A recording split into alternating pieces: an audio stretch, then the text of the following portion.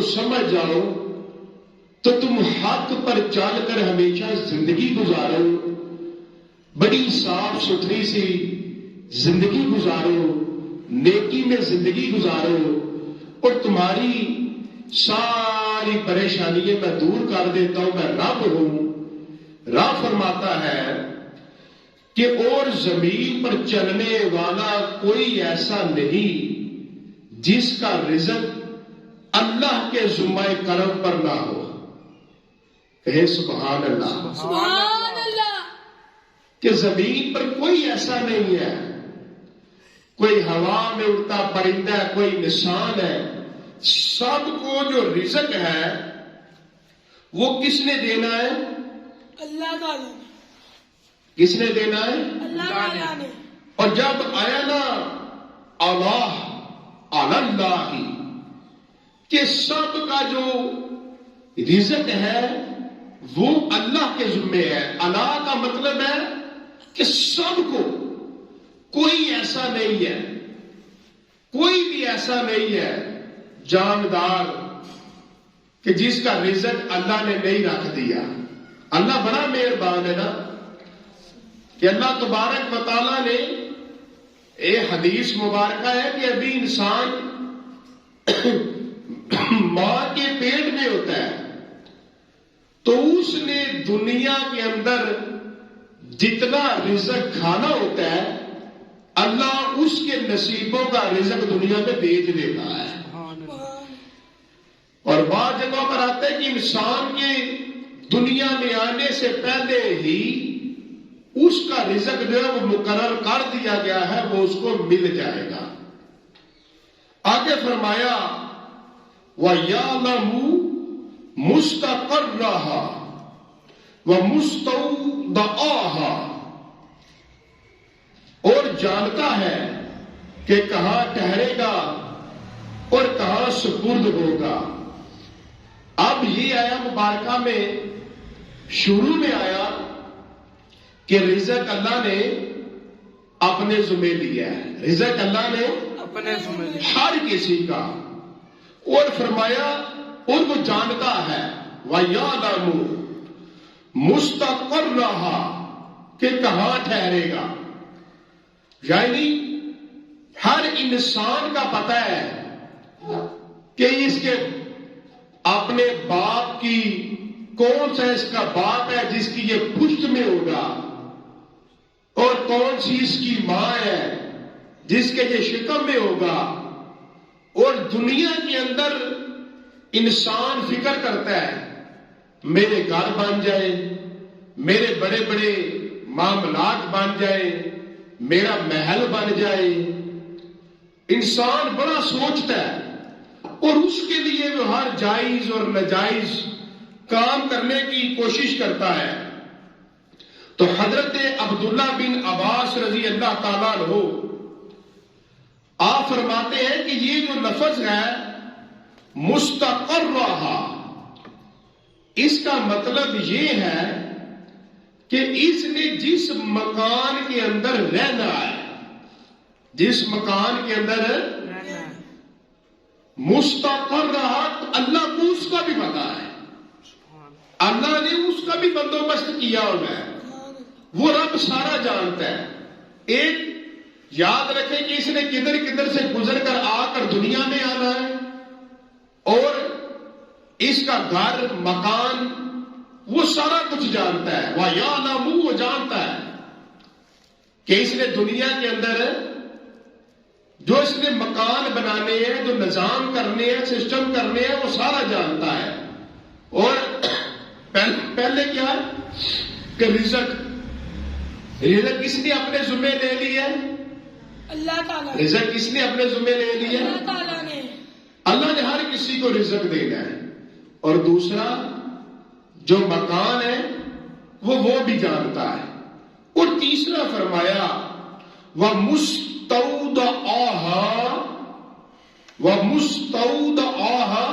اور کہاں سپرد ہوگا، اور کہاں سپرد ہوگا، یعنی زمین کے مٹی کے کس حصے کے اندر اس انسان نے جانا ہے اللہ اس کو بھی جانتا ہے. اللہ اس کو بھی جانتا ہے کہ اس انسان نے کہاں پر دفن ہونا ہے. بعض بندہ ہوتا ہے سارا دن اپنے کام کاج کرتا رہا تو رات کو پھر اس کی موت کا وقت آ گیا. اس کی موت کا وقت آ گیا اور وہ فوت ہو جاتا ہے.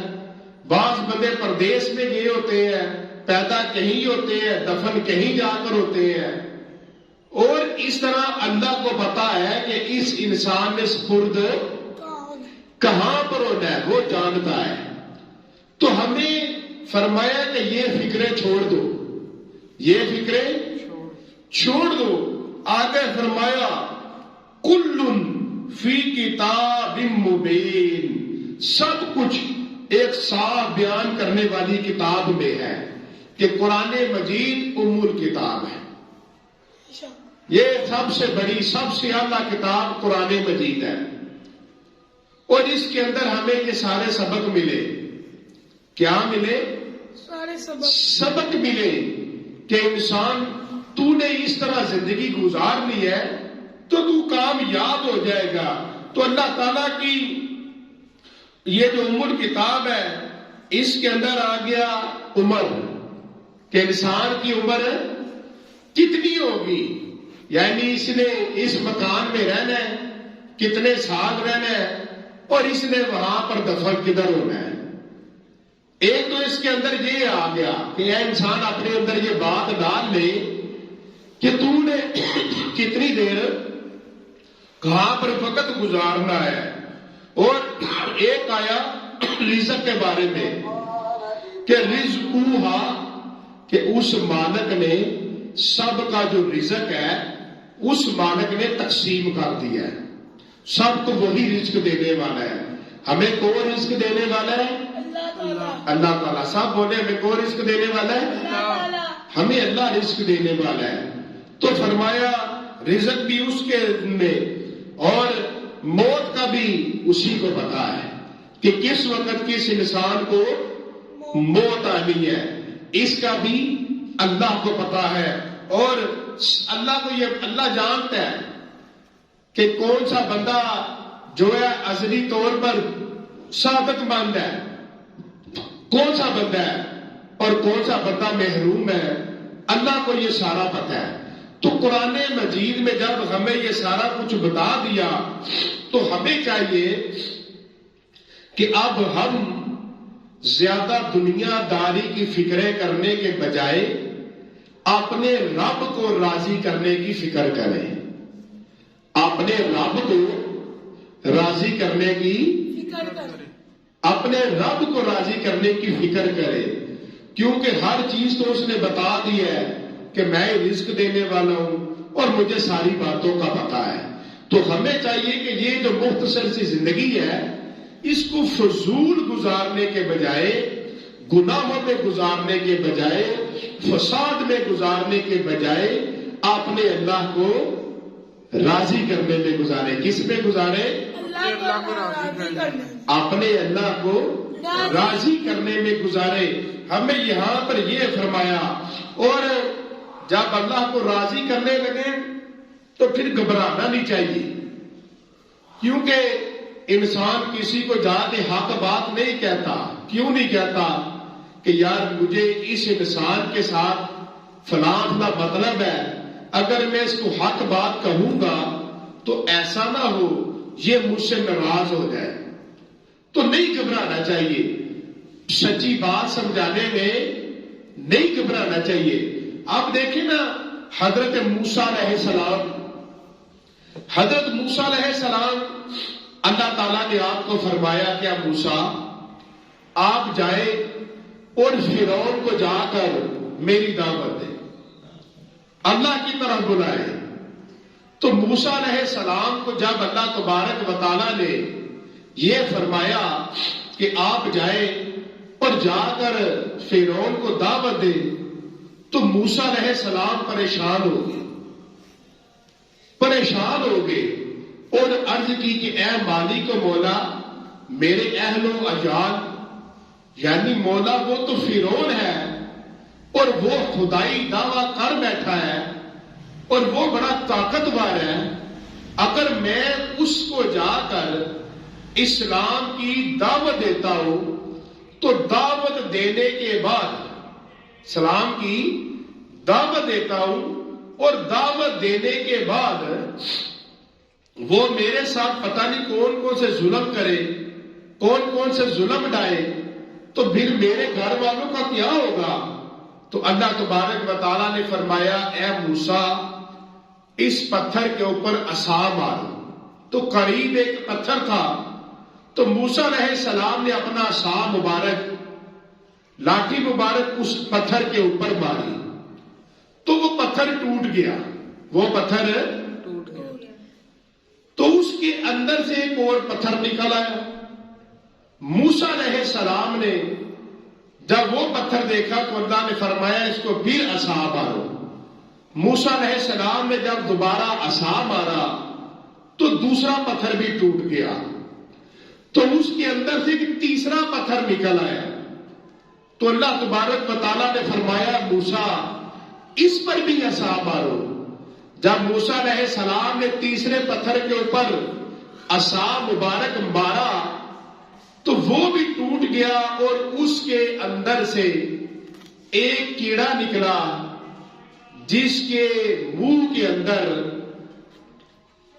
اس کی ضرورت کے مطابق غذا موجود تھی، اس کا رزق اس کے پاس موجود تھا اور وہ کچھ بول رہا تھا۔ تو اللہ تبارک و تعالیٰ نے فرمایا اے موسیٰ اپنے کان مبارک اس کے قریب کرو۔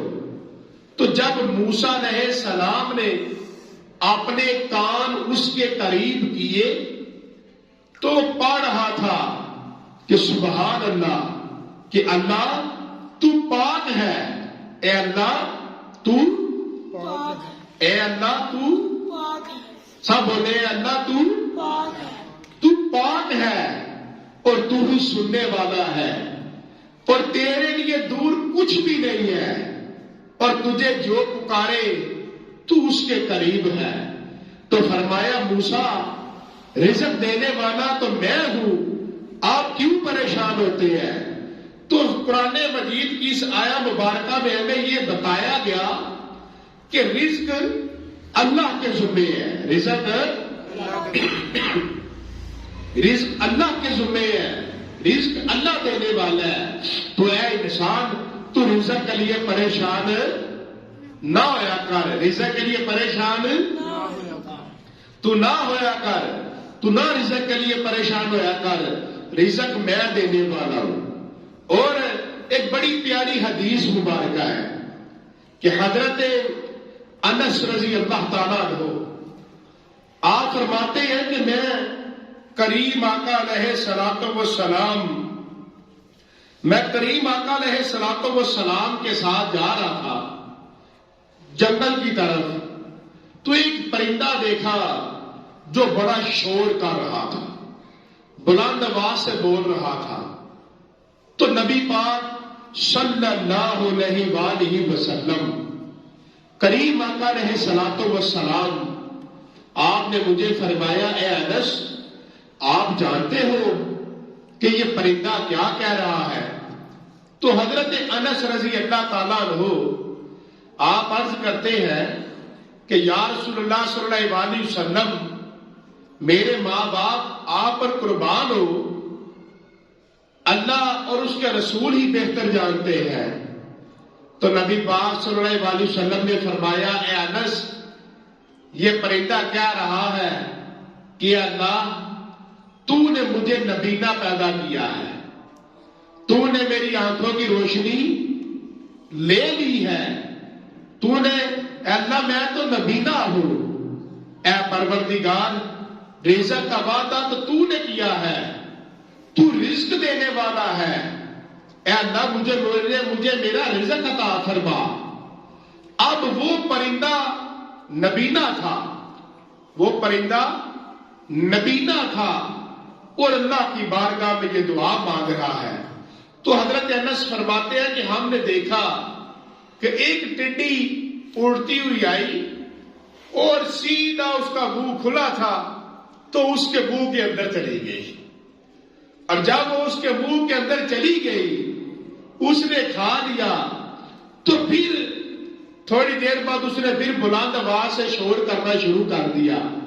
تو نبی اکرم صلی اللہ علیہ وآلہ وسلم نے فرمایا، اے انس اب پتہ ہے یہ کیا کہہ رہی ہے؟ تو فرماتے ہیں میں نے عرض کی کہ یا رسول اللہ صلی اللہ علیہ وسلم، میرے ماں باپ آپ پر قربان ہو، اللہ اور اس کا رسول ہی بہتر جانتا ہے۔ تو فرمایا یہ چڑیا کہہ رہی ہے کہ اللہ تو ہی سب سے پاک تو ہی ہے، سبحان اللہ، ساری پاکیے تیرے لیے ہیں، اور مولا تو ہی سب کو رزق عطا کرنے والا ہے، تو ہی مالا مال کرنے والا ہے، تو ہی پہنچانے والا ہے۔ تو یہاں پر اللہ تبارک و تعالیٰ نے فرمایا وَمَا مِن دَابَّةٍ فِي الْأَرْضِ إِلَّا عَلَى اللَّهِ رِزْقُهَا، فرمایا اور زمین پر چلنے والا کوئی ایسا نہیں جس کا رزق اللہ کے ذمہ کرم پر نہ ہو۔ یعنی فرمایا بندے تو پریشان نہ ہویا کر، تو دکھی نہ ہوا کر، تو تکلیف میں نہ آیا کر، تیرے نصیبوں کا رزق تو میں رب دینے والا ہوں، اور میرے ذمہ ہے کہ میں تجھے رزق پہنچاؤں تیرا، تو پریشان نہ ہوا کر۔ اور حضرت امام حسین رضی اللہ تعالیٰ عنہ، آپ کی تلوار پر لکھا تھا کہ رزق، تلوار پر لکھا تھا رزق، کہ رزق کی وجہ سے پریشان نہ ہو۔ کہ بعض بندہ سوچتا ہے کہ یار میں جہاد میں چلا جاؤں پیچھے کیا بنے گا، اس بندے کو میں حق کی بات کہہ دوں میرا کاروبار نہ بند ہو جائے، اس کو میں بات سمجھا دوں میرا رزق نہ کم پڑ جائے۔ فرمایا رزق کی پریشانی چھوڑ دو، رزق دینے والی ذات اللہ کی ہے، اور مسلمان کو چاہیے کہ اپنے اندر یہ بات پکی کر لے، مضبوط کر لے، اس کا ایمان مضبوط ہوگا، اور یہ سوچنے سے ہر وقت ثواب بھی ملتا رہے گا کہ میرا رزق میرے اللہ نے مجھے دینا ہے۔ میرا رزق کس نے دینا ہے؟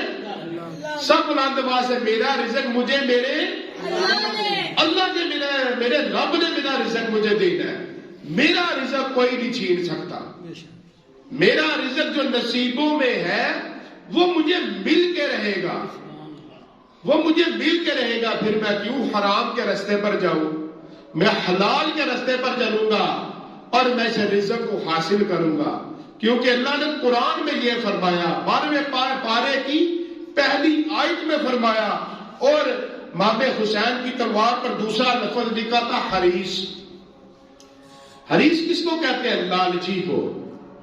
جو لالچی ہوتا ہے نا اس کا پیٹ کبھی نہیں بھرتا، اس کے پاس جتنا مرضی مال آ جائے، جو لالچی ہوتا ہے اس کے دل کو کبھی اطمینان نصیب نہیں ہوتا، کبھی بھی نصیب نہیں ہوتا۔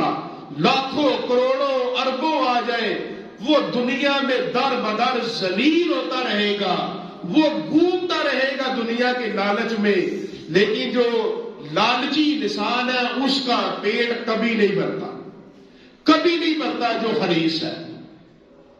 حالانکہ اللہ نے پہلے فرمایا رزق میرے ذمہ ہے، تو اطمینان کی زندگی گزار، نہ زیادہ مشقتوں میں پڑ، نہ زیادہ دکھوں میں پڑ، نہ تو غلط رستے پر جا۔ تو کیوں پریشان ہوتا ہے، کیوں پریشان ہو کے غلط قدم اٹھاتا ہے؟ نہ اٹھا، میں رب ہوں، صرف تیرا رب نہیں ہوں، میں تیری اولاد کا بھی رب ہوں، اور میں ان کو بھی رزق دوں گا، تو نہ پریشان ہو، تو ایمان کی زندگی گزار، میں سب کا رب ہوں۔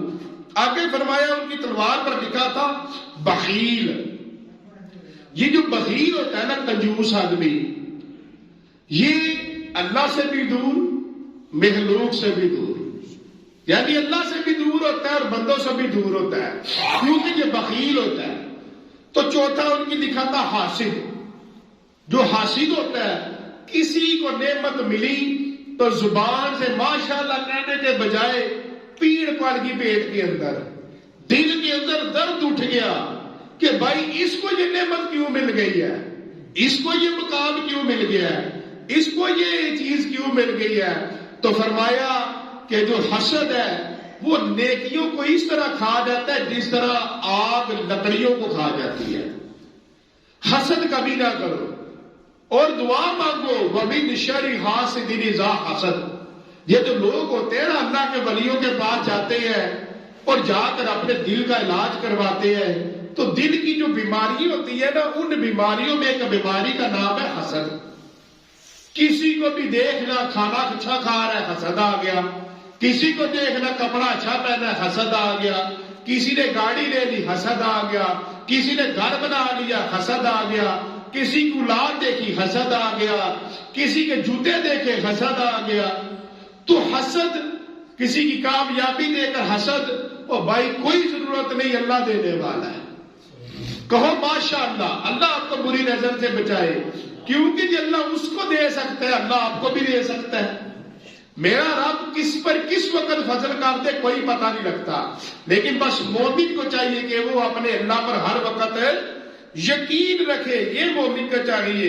اور نبی کریم صلی اللہ علیہ وسلم فرمایا کہ جو بندہ دکھی ہو, تکلیفوں میں ہو, بھوکا ہو, کھانے کے لیے نہ ہو, تو وہ بندہ اس وقت بھی اپنے رب کی بارگاہ میں جھکا رہے تو وہی سب سے بڑھ کر ایمان والا ہے.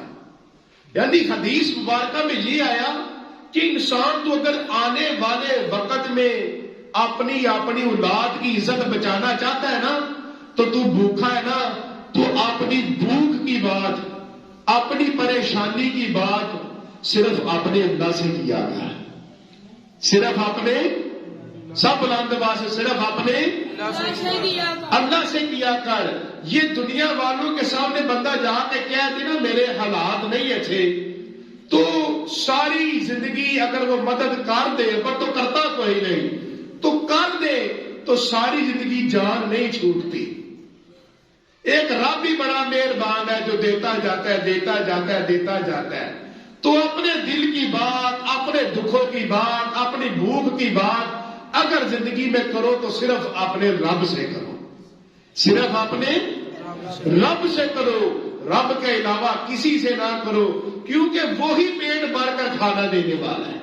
قرآن میں یہاں پر جو فرمایا وَمَا مِن دَابَّةٍ فِي الْأَرْضِ إِلَّا عَلَى اللَّهِ رِزْقُهَا وَيَعْلَمُ مُسْتَقَرَّهَا وَمُسْتَوْدَعَهَا کل فی کتاب مبین. اور زمین پر چلنے والا کوئی ایسا نہیں جس کا رزق اللہ کے ذمہ کرم پر نہ ہو, اور جانتا ہے کہ کہاں ٹھہرے گا اور کہاں سپرد ہوگا. سب کچھ ایک صاف کرنے والی, صاف بیان کرنے والی کتاب میں ہے.